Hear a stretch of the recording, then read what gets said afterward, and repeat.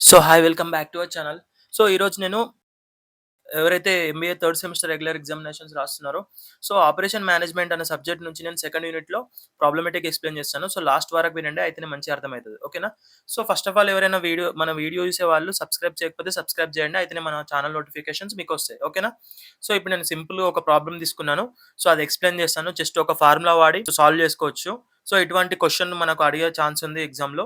So మనం ఇంతకుముందు చూసుకుంటే ఐఐపీఎంలో కొన్ని యూనిట్స్‌లో మనకు ప్రాబ్లమ్స్ అడగరని జెప్పేసి కొన్ని యూట్యూబ్ ఛానల్ వాళ్ళు చెప్పారు. అలాగే according to some 3 to last 4 years papers మనం చూసుకుంటే కొన్ని యూనిట్స్‌లో నుంచి మనకు ప్రాబ్లమ్స్ అడగలేడు.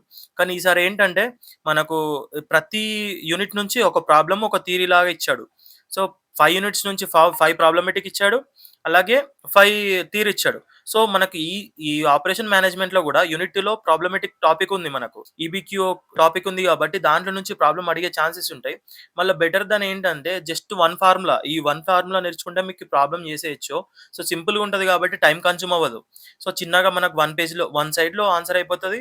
సో టైమ్ సేవ్ అయితది. అలాగే మీకు మార్క్స్ గూడా 8/8 పడతాయి. ఎందుకంటే దానికి సొల్యూషన్‌కి లాస్ట్‌కి ఆన్సర్ తప్పైతే ఒక 1 మార్క్ కట్ చేస్తాడు అంతే. ప్రాసెస్‌కి మార్క్స్ ఉంటాయి మనకు గాబట్టి సో ఎటువంటి టెన్షన్ లేకుండా మనకు స్కోర్ చేయొచ్చు మార్క్స్.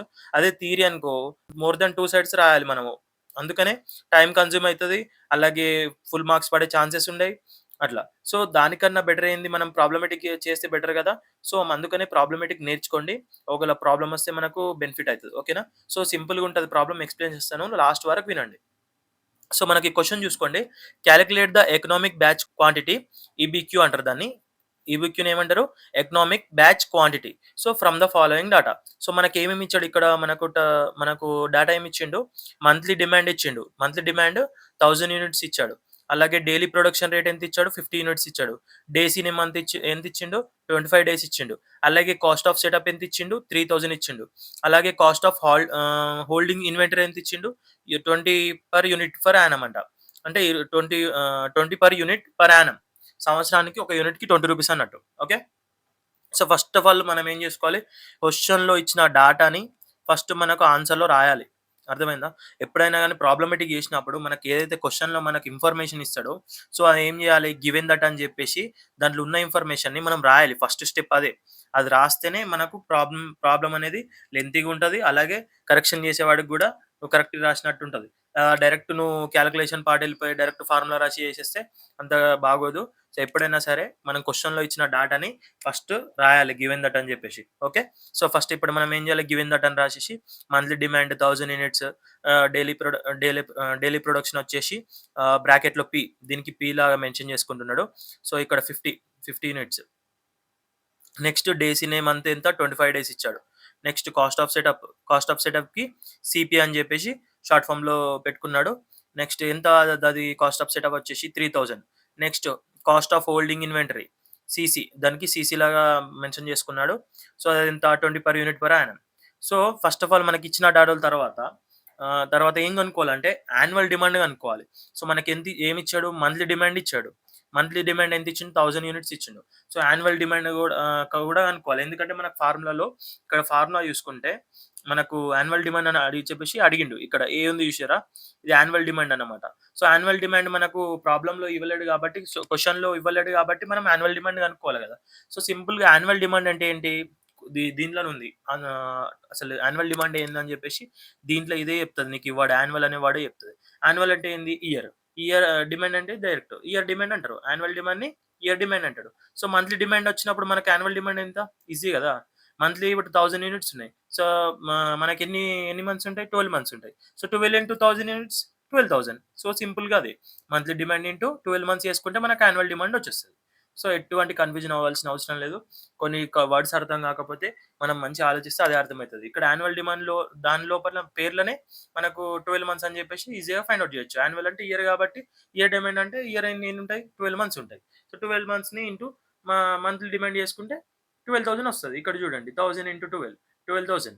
సో, ఇంత సింపుల్‌గా ఉంటది టర్మినాలజీ. ఎటువంటి టెన్షన్ పడని అవసరం లేదు. ఓకే. సో, మనకిక్కడ వచ్చేసింది గదా! మనకిప్పుడు 12,000 యూనిట్స్ అనేటి యాన్యువల్ డిమాండ్ అన్నమాట. సో, నెక్స్ట్ ఏంటి మనము డైలీ కన్జంప్షన్ రేట్ కావాలా. ఇక్కడ డైలీ ప్రొడక్షన్ రేట్ ఇచ్చిండు 50 యూనిట్స్. అంటే 50 యూనిట్స్ అనేటి డైలీ 50 యూనిట్స్ తయారైతున్నాయి. కానీ కస్టమర్స్ ఎన్ని తీసుకుంటున్నారు? ఎన్ని యూనిట్స్ తీసుకుంటున్నారు? ఎన్ని యూనిట్స్ కన్జ్యూమ్ చేస్తున్నారో అది కూడా ఫైండ్ ఔట్ చేయాలా. మనకు ఫార్ములాలో ఇక్కడ అడుగుతున్నాడు P-R ఇది production daily production minus R daily consumer rate కావాలి కాబట్టి ఆర్‌కి మనము ఇక్కడ ఫైండ్ ఔట్ చేయాలా. ఏంది daily consumption rate find out చేయాలా. సో, దాన్ని డైలీ కన్జంప్షన్ అంటే ఎట్లా ఫైండ్ ఔట్ చేస్తాము? ఇప్పుడు like monthly demand by number of days in a month. So, monthly demand already మనకి ఇచ్చేసిండు. అలాగే డేస్ ఇన్ మంత్ కూడా ఇచ్చేసిండు. సో, 1000/25 ఏస్తే ఎంతొచ్చింది? 40 యూనిట్స్ వచ్చింది. సో, డైలీ ఎన్ని యూనిట్స్ కన్జ్యూమ్ చేసుకుంటున్నారు కస్టమర్స్? 40 యూనిట్స్ కస్టమర్స్ కన్జ్యూమ్ చేసుకుంటున్నారు ఒక రోజుకి. సో, దాన్ని ఆర్‌తోని రిప్రజెంట్ చేసుకోవాలి. ఓకేనా? సో, నెక్స్ట్ ఏంటి మనకు ఇప్పుడు యాన్యువల్ డిమాండ్ కనుక్కున్నాం. అలాగే డైలీ కన్జంప్షన్ రేట్ కనుక్కున్నాం. ఓకే. సో, నెక్స్ట్ ఏంటి ఇప్పుడు ఈబీక్యూ అనుకోవాలి. ఈబీక్యూ అంటే ఏంది? Economic batch quantity. అంటే ఒక బ్యాచ్‌కి మనం ఎన్ని యూనిట్స్ ప్రొడ్యూస్ చేస్తామని చెప్పేసి. ఓకే. సో, ఇక్కడ ఫార్ములా ఏంటి? Under root 2 into CP into A by CC into ah, square బ్రాకెట్‌లో P minus R by P. So, ఇక్కడ 2 ఇంటూ సీపీ అంటే ఏంటి? ఇక్కడ చూడండి. మనం ఇచ్చుకున్నాం ఇక్కడ. Cost of setup. ఇక్కడ సీపీ అంటే కాస్ట్ ఆఫ్ సెటప్. మళ్ళీ ఇక్కడ ఏ అంటే యాన్యువల్ డిమాండ్. సీసీ అంటే ఇది cost of holding inventory. Hmm. Next P అంటే ప్రొడక్షన్ రేట్ ఇక్కడ daily production rate. Next R అంటే daily consumption rate. Okay. Next ఏంటి? మళ్ళీ పి డైలీ ప్రొడక్షన్ రేట్ ఇదే. సో, యాజ్ ఇట్ ఈస్‌గా మనకి ఫార్ములాలోకి మనకొచ్చిన వాల్యూస్‌ని ఇన్సర్ట్ చేసుకుంటే మనకు ఇవి ఇవి ఎంతొస్తది? 7,20,00,000 వస్తది. సో, బై 20 మళ్ళీ ఏంటి? ఇక్కడ కాలిక్యులేషన్ చేసుకుంటే మనకు 20 ఇంటూ 0.20 వస్తది. సో, దాన్ని మళ్ళీ క్యాన్సిలేషన్ చేసుకుంటే మనకి ఇంతొస్తది. దీన్ని క్యాన్సిలేషన్ చేసుకుంటే దీన్ని క్యాలిక్యులేషన్ చేసుకుంటే ఎంతొస్తది మనకు? 1,80,00,000 వస్తది. సో, మనకు దీని రూట్ వాల్యూ అనుకున్నామనుకో ఎంతొస్తది? 4242.64. సో, 4242.64 వస్తది. సో, దాన్ని అప్రాక్సిమేట్ చూసుకుంటే 4243 యూనిట్స్ వస్తాయి. అంటే ఒక బ్యాచ్‌కి మనము 4243 యూనిట్స్ ప్రొడ్యూస్ చేయాలి. సో, మనకీడ రిక్వైర్మెంట్ ఏంటి? యాన్యువల్ డిమాండ్ ఎంత? 12,000 యూనిట్స్ కావాలా సంవత్సరానికి. సో, ఒక బ్యాచ్‌కి 4,242 అంటే 4,242.64 అంటే 4,243 యూనిట్స్ ఒక బ్యాచ్‌కి ప్రొడ్యూస్ చేస్తే 12,000 యూనిట్స్ ప్రొడ్యూస్ చేయాలంటే ఎన్ని సార్లు చేయాలి? అంటే ఎన్ని బ్యాచెస్ చేయాలి? ఇక్కడ చూడండి. Number of production batches taken in year. ఎన్ని బ్యాచెస్ ఇయర్‌లో చేయగలుగుతాం అని చెప్పేసి ఇక్కడ అడుగుతున్నాడు. సో, ఎన్ని చేయగలుగుతాం అంటే ఏం చేయాలి మనకు? రిక్వైర్మెంట్ 12,000 యూనిట్స్ బై 4,243 యూనిట్స్ చూసుకుంటే క్యాన్సిలేషన్ చేస్తే 2.83 టైమ్స్. అంటే అప్రాక్సిమేట్‌గా 3 బ్యాచెస్ చేసుకుంటే మనకు 12,000 యూనిట్స్ ప్రొడ్యూస్ చేయగలుగుతామని చెప్పేసి ఇక్కడ కాలిక్యులేషన్ చెప్తుంది. ఓకే. సో, ఇప్పుడు ఏంది దీన్ని క్యాన్సిలేషన్ చేసుకుంటే మనకు 3 టైమ్స్ అప్రాక్సిమేట్‌గా వస్తది. సో, మనం ఎన్ని బ్యాచెస్ చేసుకోవచ్చు? యూనిట్స్ ప్రొడ్యూస్ చేయాలంటే 3 బ్యాచెస్ చేసుకోవాలి. ఓకే. సో, ఇది అన్నమాట ఆన్సరు. సో, ఈజీగా ఉంటది. సింపుల్‌గా ఏం లేదు. జస్ట్ మనకిక్కడ యాన్యువల్ డిమాండ్ ఏముండదు. సింపుల్‌గా మంత్లీ డిమాండ్ ఇంటూ 12 మంత్స్ చేసుకుంటే మనకు యాన్యువల్ డిమాండ్ వస్తది. అది డైలీ కన్జంప్షన్ రేట్ ఏమున్నది? ఇప్పుడు నెలలో మనకింత సపోజ్‌గా సింపుల్‌గా ఏం చెప్పుకుందాం. ఆహ్, రూ. 1000 నెల రోజులు సరిపెట్టుకున్నాననుకో.